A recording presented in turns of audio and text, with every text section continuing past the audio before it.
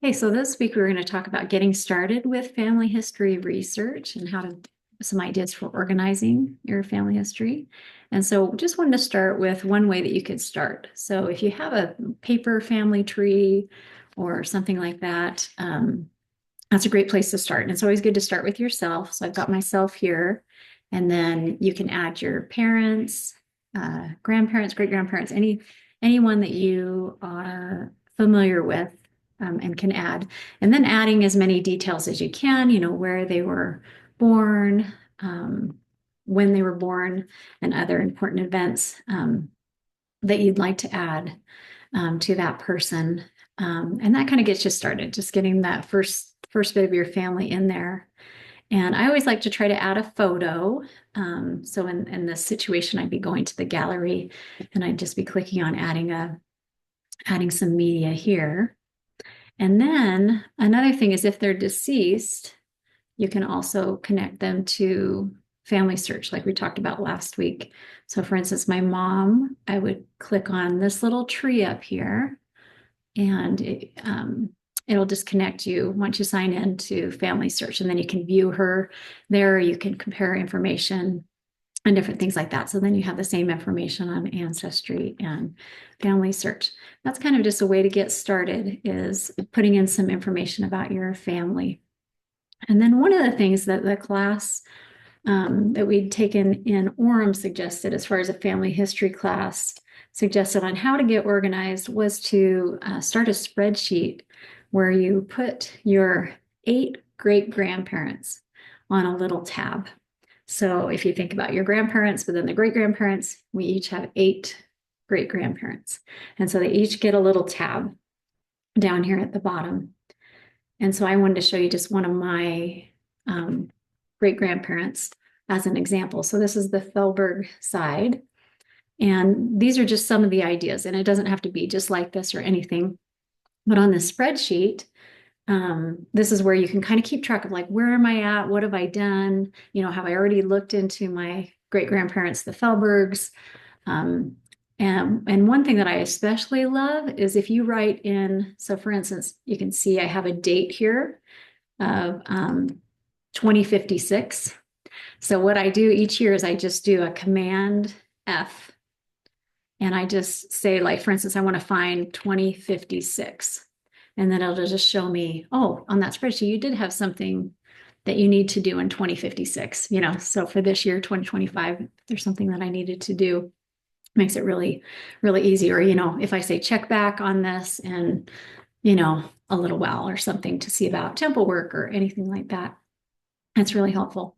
So anyway, so I usually just start off with, let's say, those great grandparents. So in this situation, my great grandparents are this number 8 and number 9. So Louis Felberg and Florence Felberg, or Simmons is her maiden name.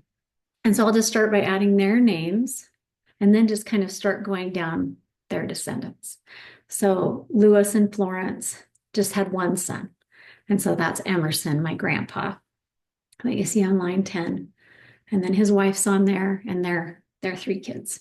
So we kind of move down from there. And then it goes into some other generations down. Usually, so the older generations, you typically will put those up above. So for instance, Lewis's dad is up above him. So you'll see Gustav up here above him, Gustav, his dad. And then it just kind of will go down by child. So, for instance, if Lewis was the first child, he'd be the first one. And then if their next child was, let's say this Anna Felberg, she'd be down here lower. Anyway, so it's kind of putting the families together, and it doesn't have to be exactly like this. And that's the idea. It's just to start with those great grandparents, kind of work down, and then you can go back, do some great grandparents or other things like that.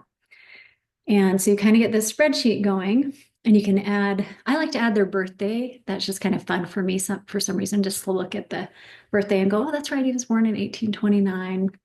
Make it add whatever you'd like. And then I'll add their ID from Family Search. And also, just if there's a picture that I found or a grave, I might just mention that, because that was one of the things at the class too. They just said, we're trying to be the fix it, clean it up generation.